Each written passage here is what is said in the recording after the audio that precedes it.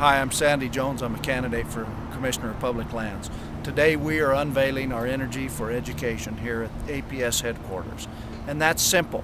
We know that New Mexico is in a huge crisis for education. We don't have the dollars. The legislature just finished a special session trying to solve the budget crisis here in New Mexico.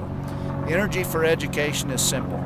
We have to increase the oil and gas production in New Mexico. Oil and gas production is 95% of the revenues that go to the state land office that fund our public education. And in order to increase oil and gas production in New Mexico, we need to do one thing.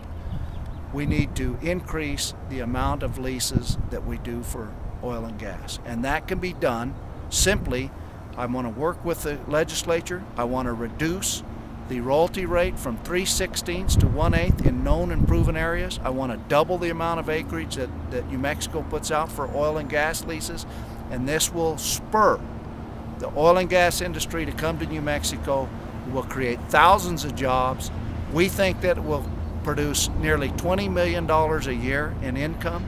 And I want to say that when we talk about jobs, every oil rig that goes out to drill a well has 19 direct jobs. That's 19 people go out there to go to work. 19 people who are sitting at home right now. We have to put people to work in New Mexico. We have to bring in revenues for our schools. I'm a father. I don't want our kids not to have good educations. And as a father, I say no to laying teachers off. I say no to closing schools. And that's our way out right now today. The second thing we need to do is we need to make oil and gas drilling revenue neutral. Revenue neutral to drilling a well in Oklahoma or Texas. And we do that with a tax credit. We've heard about the pit rule in New Mexico. Very important rule that protects our environment.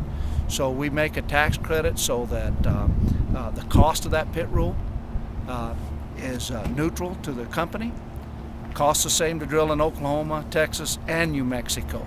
That will keep our production up in New Mexico.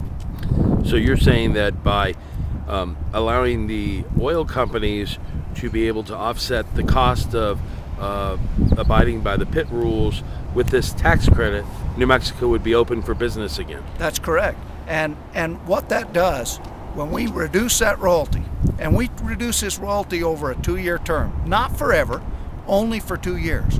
So if you come in and put a well in place in New Mexico, in the next 2 years, you get a royalty reduction.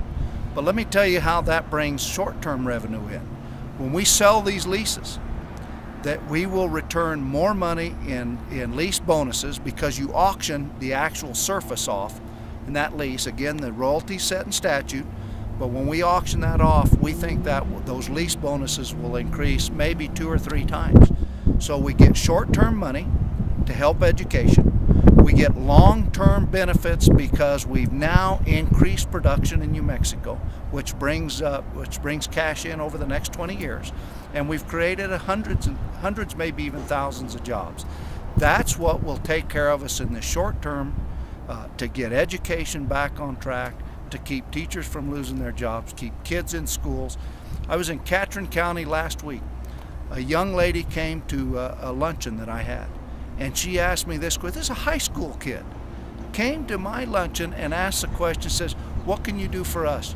Our school is talking about closing our sports program. Our school is talking about reducing this, reducing that, laying off our coach.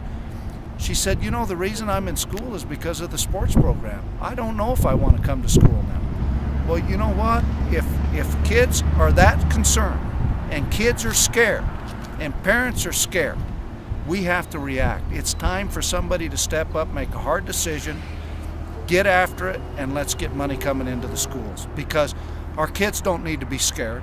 Our parents don't need to be scared. The 100,000 teachers in this country that are being told that they may be laid off is not the answer for the future. Our education is. We have to step up quick and make it happen.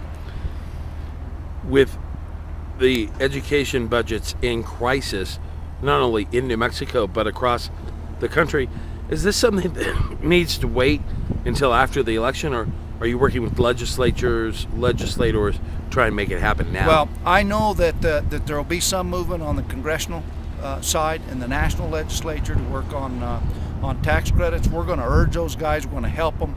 We're going to try to give them the information that they need to help push this on. The New Mexico legislature reconvenes in January of next year. This election, if I'm lucky enough to get there, will be there January 1. I can tell you, if I'm elected November 1, the work starts November 1 to get these policies in place. We're going to work with industry, we're going to work with teachers, we're going to work with all of the folks that we need to work with to get this stimulated, this economy going in New Mexico. New Mexico needs to be open for business. When business thrives in New Mexico, we have jobs, we have good things happening, and our kids are educated.